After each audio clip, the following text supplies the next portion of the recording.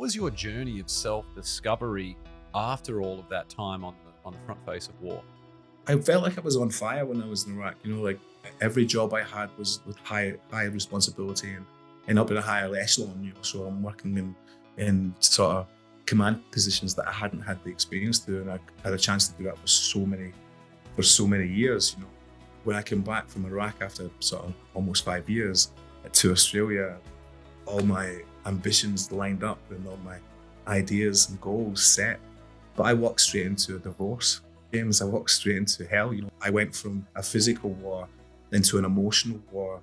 So I had to use all my crisis management skills in the first few days, in the first few weeks, in the first few months, in the first years of coming back from Iraq. So I didn't really have a feeling like I decompressed. I just felt like I was constantly watching what I was saying, have to be diplomatic in the moves I made, you know. So I don't know, it wasn't until many years later, and that's why my wife, Lisa, and I, we said, let's just go to Dubai to begin with, then to Thailand, and re-energize or recalibrate who I'd become after war, because I wasn't the same person. I certainly had seen so much.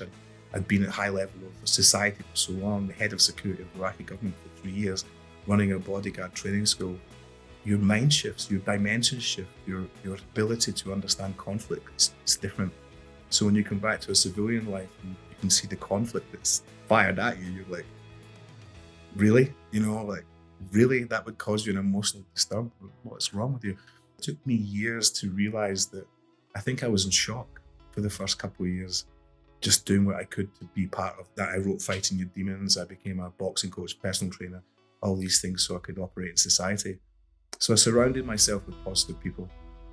It wasn't until many years later that I just realized that nothing left to give.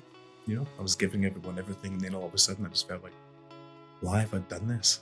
It didn't make any sense. And that was probably maybe even last year. So that's what's that, a long time before I started to realize, wow, like I need to readjust who I am to get more out of life, because I'd found myself stuck around the same circle all the time.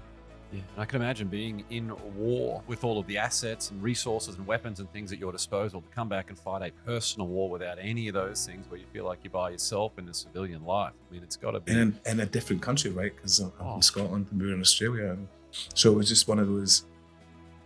I'm glad. I look at everything now and say, well, I'm glad that happened, because it was the making of who I was to become. After in 2008, I didn't know who I was as a civilian. I didn't know what I brought to the table. I was inspiring people to do workouts and inspiring people through my book. It just was normal to do it, but I hadn't analyzed yet why.